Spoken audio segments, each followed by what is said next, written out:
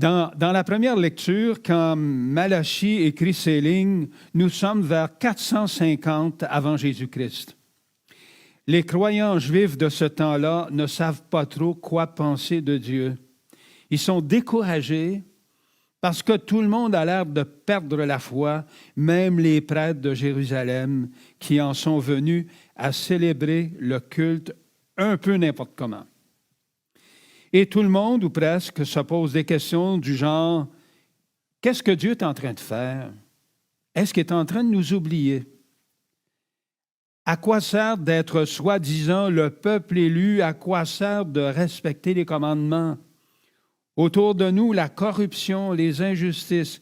Qu'est-ce que Dieu attend pour changer, pour se manifester? » C'était déjà les questions que les croyants du temps et les croyants juifs se posaient. Alors, le prophète Malachie, qui entend tout ça, va mettre toute son énergie à faire renaître l'espérance. D'abord, il rappelle à l'ordre les prêtres, mais aussi les laïcs, et surtout, c'est le texte d'aujourd'hui, il proclame que Dieu est juste et que son projet d'instaurer la justice entre les hommes va se réaliser pleinement. Si ça ressemble à aujourd'hui, là, vous vous trompez. Voici que vient le jour du Seigneur. Autrement dit, comme Malachie dit, l'histoire n'est pas un perpétuel recommencement. L'histoire progresse vers un triomphe final du bien sur le mal, de la vie sur la mort. Pour nous, les croyants chrétiens, comme pour les croyants juifs qui lisent encore aujourd'hui ce texte, c'est un article de foi, c'est-à-dire « Il vient le jour du Seigneur. Tous les arrogants, tous ceux qui commettent l'impiété seront de la paille. Il vient le jour du Seigneur. » Alors, le thème de la venue du jour de Dieu est tellement important qu'on le retrouve 4 fois dans les textes de la messe.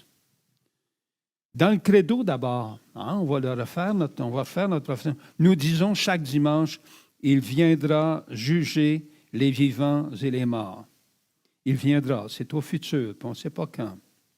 Après la consécration, on va chanter probablement, nous disons, « Nous attendons quoi? Ta venue dans la gloire. » Troisièmement, dans notre Père, qu'est-ce qu'on dit? Que ton règne vienne. Et enfin, dans la prière, tout de suite après, nous disons, rassure-nous, c'est le prêtre qui dit, rassure-nous dans les épreuves en cette vie où nous espérons le bonheur que tu promets et l'avènement de Jésus-Christ, notre Seigneur. On est un peu fous, hein? Fous d'espérance. Ce jour du Seigneur, comme nous l'annonce Malachie, arrivera comme un beau lever de soleil après une longue nuit d'attente. Il dit, le soleil de justice se lèvera. Il apportera la guérison dans son rayonnement. Dans la deuxième lecture de Saint Paul, il s'adresse à des chrétiens de Thessalonique, de cette province-là, ces chrétiens qui ont perdu leur motivation pour leur travail quotidien. Ils n'ont plus envie de travailler. Ils ne sont pas au chômage parce qu'il n'y a pas de chômage en même temps. Parce qu'ils s'étaient mis à imaginer que le Christ allait revenir dans quelques semaines ou dans quelques mois. Donc, qu'est-ce que ça donne de travailler? Ça ne sert à rien. Il s'en revient. Alors, Paul s'adresse, comme il dit, à ceux-là qui vivent dans l'oisiveté, affairés, sans rien faire. Il ne s'agissait donc pas de chômeurs qui n'arrivent pas à trouver du travail, mais de gens qui croyaient que ça ne valait plus la peine de se fatiguer à travailler, puisque, d'après eux, le royaume de Dieu allait arriver d'un jour à l'autre. Bon, il y a les témoins de Jéhovah qui continuent tout le temps de dire « ça s'en vient », là, puis bon, ça fait, je ne sais pas, 100 ans qu'ils se trompent, mais ils continuent encore.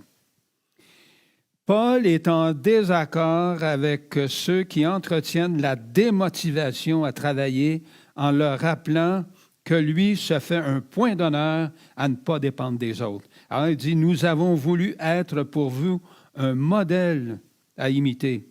Nous n'avons pas vécu parmi vous dans l'oisiveté. Et le pain que nous avons mangé, nous n'avons demandé à personne de nous en faire cadeau. Et dans l'Évangile d'aujourd'hui, on retrouve le même avertissement dans la bouche de Jésus. Il dit, prenez garde de ne pas vous laisser égarer, car beaucoup viendront sous mon nom en disant, le moment est tout proche, ne marchez pas derrière eux. Et ensuite, il dit, quand vous entendrez parler de guerre, de soulèvement, ne vous effrayez pas. Il faut que cela arrive d'abord, mais ce ne sera pas tout de suite la fin. Ce n'est pas tout de suite la fin. Quand il affirme ce ne sera pas tout de suite la fin, il nous avertit de ne pas voir dans toutes les catastrophes comme des signes imminents de la fin du monde. Il nous exhorte plutôt à la persévérance quand il nous dit « C'est par votre persévérance que vous obtiendrez la vie. » Alors, quand on a vu récemment, en provenance du Pakistan, des scènes de villages détruits par les inondations, on a vu ça il y a 3 semaines, 1 mois, ça nous désole. On est forcé de se poser encore la question de l'absence de Dieu face aux catastrophes naturelles. Peut-on dire que Dieu a oublié le peuple des Pakistanais, ou plutôt que Dieu ne veut pas intervenir continuellement dans les causes naturelles, parce que l'état actuel du monde n'est pas définitif. Comme dit saint Paul, la création tout entière soupire, souffre les douleurs de l'enfantement. Alors, l'autre question qu'on doit se poser, est-ce que Dieu compte sur nous pour témoigner par notre compassion, par notre générosité, que le royaume de Dieu est en train d'arriver? Dieu nous appelle à témoigner par notre espérance que la mort qui frappe une personne à la fois ou des populations entières, que la mort sera un jour vaincue par Dieu. N'oublions pas que les guerres ont fait autant, sinon plus de victimes que les causes naturelles, qui sont par ailleurs de moins en moins naturelles, parce que le réchauffement climatique, ce n'est pas naturel. Mais les conséquences sont catastrophiques dans la nature. On est en train de se le faire dire encore une fois par la COP 27 qui se déroule actuellement. Et qui veulent, certains veulent dire, on est encore capable de dépenser en masse. Le réchauffement climatique, là, ça ne fera pas mourir. Alors, n'oublions pas que des systèmes politiques, économiques, mis en place par des humains, maintiennent encore dans la misère des millions d'hommes, de femmes, d'enfants. Et pour ça aussi, Dieu compte sur notre engagement pour la justice et la paix. Pour témoigner par nos gestes de partage, que son royaume, il y aura à manger pour tout le monde. Si nous, on n'est pas capable de donner à manger à quelques-uns à la hauteur de nos moyens pour témoigner justement que Dieu va enfin donner à manger à tout le monde. Le règne de Dieu a déjà été inauguré par Jésus parce que l'injustice à son égard, la condamnation, sa mort qu'il a subie, ont été le moment pour Dieu, l'événement par lequel il a révélé son amour infini en ressuscitant son Fils. En redisant tout à l'heure les paroles de Jésus, « Faites ceci en mémoire de moi », nous voulons faire mémoire du passé, mais d'un passé porteur d'un avenir pour l'humanité.